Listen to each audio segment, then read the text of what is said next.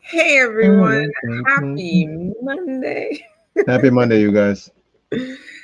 We are here with you for another day of the Monday Rundown. Some people it's a motivational Monday, other people it's a mindful Monday, but here it's the Monday Rundown on Say That channel. Happy Monday to We you get to guys. talk about all the things that Right. Winston and I don't get to talk about on our Wednesday shows. Wednesdays are really related to entrepreneurship and business. But your hosts, me, Janelle Villiers, they're over there, Winston Broderick. We love to talk about a lot of other life things. And so you guys have been bringing us great questions. We'll answer the questions, and then we look to other content creators and other thought leaders on the same topics. That way we end up all learning together. Say that, say that. All right, so let's jump into today's topic. Are past experiences controlling our present reactions? Amazing question. Great question. I would say, based on so many things that we've seen in the past, the answer is yes. I think a lot of us are allowing past experiences to control our present reactions. So, Mhm. interesting. I have an example, like hot off the press example. There, there was a guy who I went on a date with. It was lovely. And it was just a coffee date, so nothing like extravagant or anything like that. Mhm. Lovely. Would definitely go out on a second date.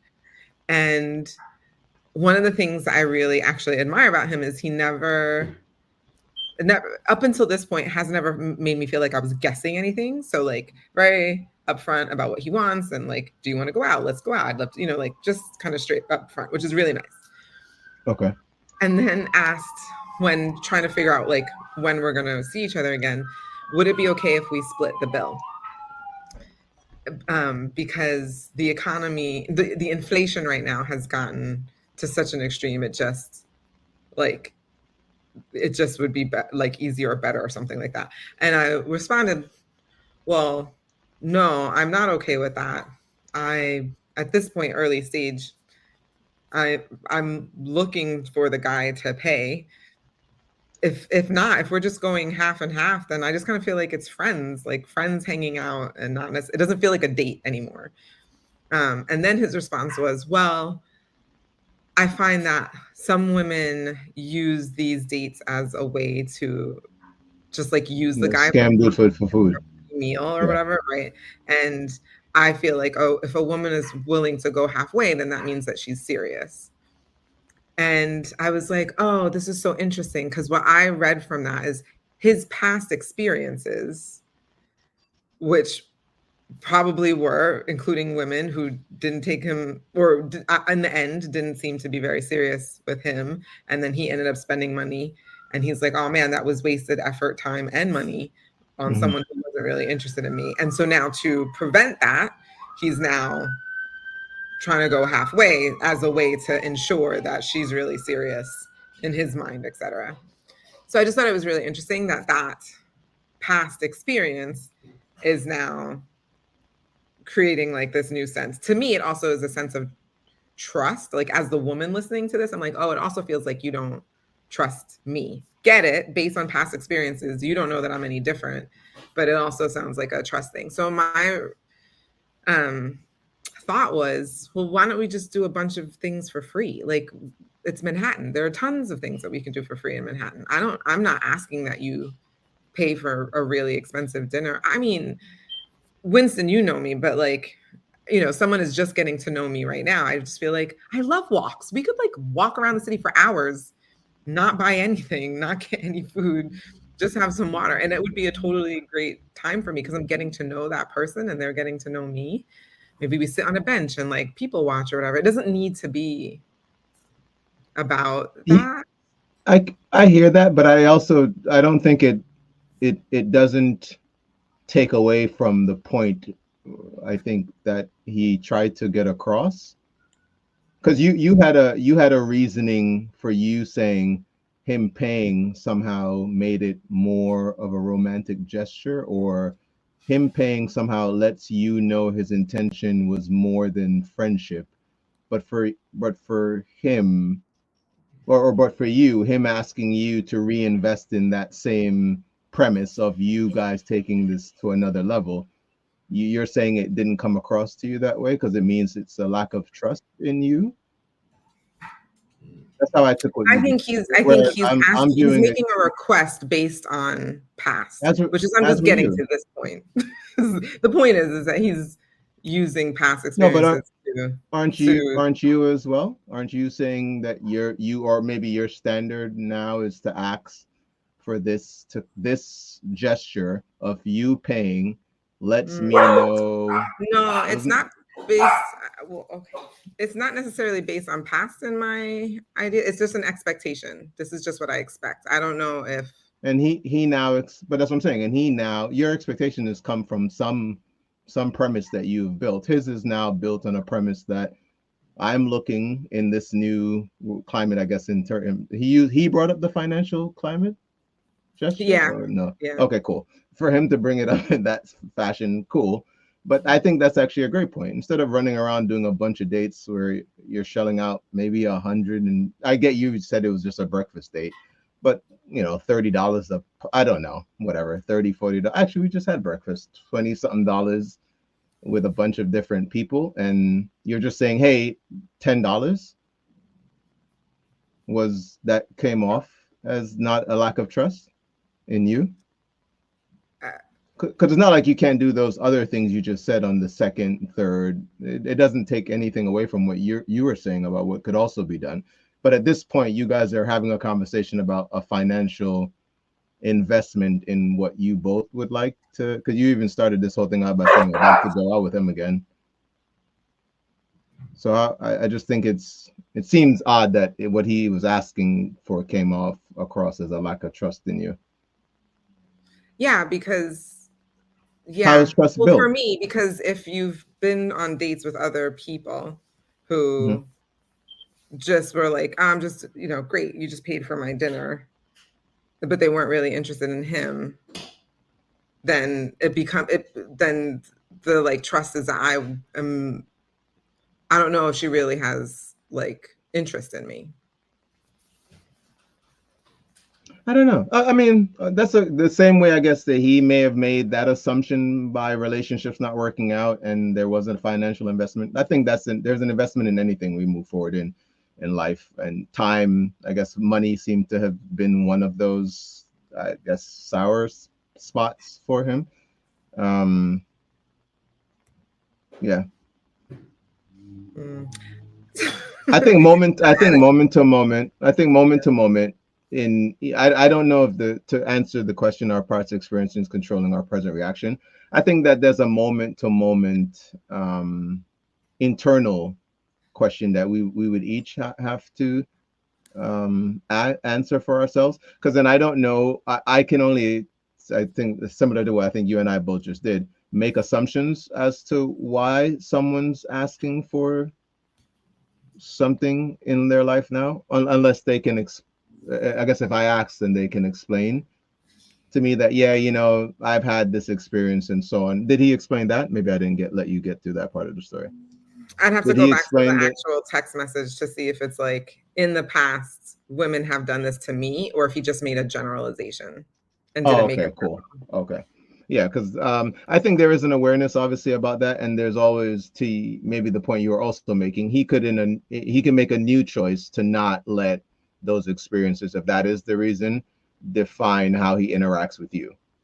So we can each choose to. I actually had an experience yesterday where a gesture, I did something and I did it with the desire of a certain intention to come back to me, which is where I made, I guess, my misstep. I should have just did the gesture without having to need something come back to me.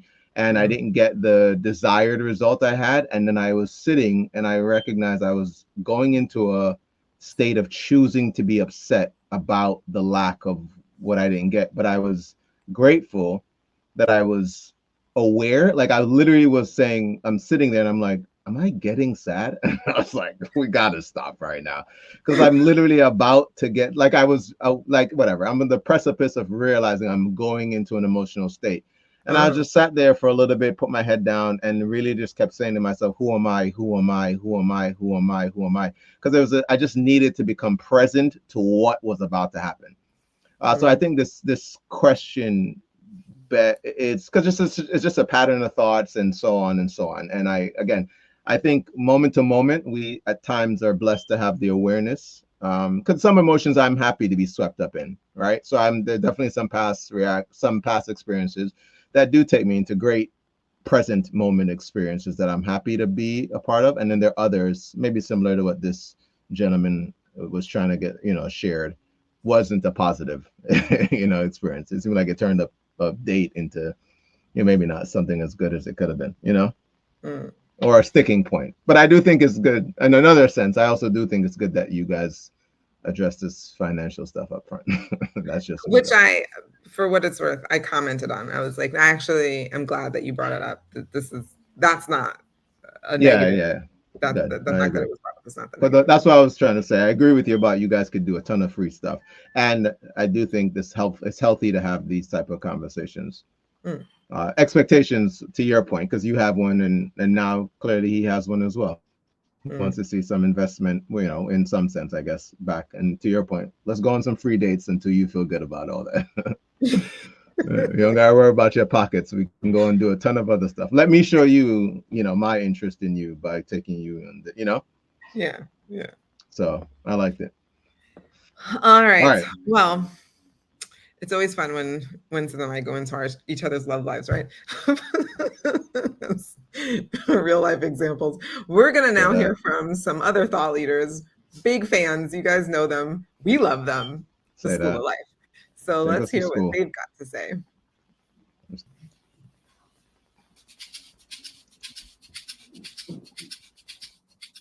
Our societies are attached to a phrase which it can be a bit too easy to assume we understand. The talk is of people growing and of having grown, which alludes to some kind of important psychological evolution and development. But what does growing in this sense really involve? What is it that we are developing a capacity to do when we so-called grow? And what are we leaving behind? And crucially, how might we train ourselves to grow a little more and a little more quickly? What we may essentially be pointing to with the idea of growth is the ability to stop responding to situations in the present through lenses unconsciously distorted by our psychological histories, and especially the quirks and biases bequeathed to us by our invariably somewhat complicated childhoods. A person who grows is likely to be able to look more fairly at other people and situations, and to recognize the extent to which they might be aggravating conflict or heaping unwarranted suspicion or ruining their chances, because they bear within them presumptions shaped by hard-to-recall experiences of loneliness, fear, betrayal, and humiliation. A person who has grown will more readily be able to check their first unhelpful responses to things and reach for a more complicated, objective set of explanations. It may not always have to be their companion's fault. Perhaps a mistake was, in this instance, innocent. It might be their role to say a small sorry. Maybe they've misunderstood what was really being meant. To grow is to acquire the courage for new sorts of questions. What if I were repeatedly defending myself against closeness and hope? Or what if I was using busyness to block encounters with my own mind? Or what if I secretly maneuvered to end a relationship prematurely because I felt safe with feelings of isolation and rejection? Or what if I was running away from opportunities to show myself authentically to other people? These questions can, in personal life, be what we might in science describe as Copernican, questions that involve a fundamental rethinking of one's place in the order of things. The more one grows, the more one might have to give up a certain sort of confidence and certainty, not in the name of meekness or self-hatred, but for the sake of a newfound skepticism, a patient modesty, and a humorous readiness to wryly acknowledge error and admit to fragility. A person who has grown might operate with a vivid sense of how much they misunderstand. They might appreciate their fear of intimacy and joy. They might more often say, I don't know, or let me perhaps think more about that. Even sometimes on really special occasions, they might say, I think you may have a point, and they may be more receptive to friendships built around a recognition of vulnerability and anxiety. What spurs growth is, unfortunately, almost always pain. We grow because we were fired, and then, already shattered, were finally able to look at what colleagues around us might have found difficult about us for many years. We grow because we lost a major love, and at last, as we weep in a corner of the airport lounge, we see that we might have been far too guarded or demanding or frightened. We grow because, in an hour of need, we can't bear to be alone anymore and realize, as if for the first time, what friendship could really be for. The greatest sign of growth might be a readiness to calmly take on board the scale of one's silliness, how many basic things one's still learning, what a child one still is. A person who has grown won't see anything offensive at all, indeed will stoically accept the idea that they have been, very often indeed, over some quite major things, if we can put this politely, a bit of an idiot, and they will be intensely committed to trying to be rather less of one in the precious time that remains. All right. Man, I like that a lot. That was really great. That was really, really good. I feel like it happens a lot. I love the fact that like the recognition that you're just like really silly and that you still have so much more to learn. I feel like that I've been faced with that a lot lately. Or maybe it's just I always have been and just wasn't aware of it, to their point.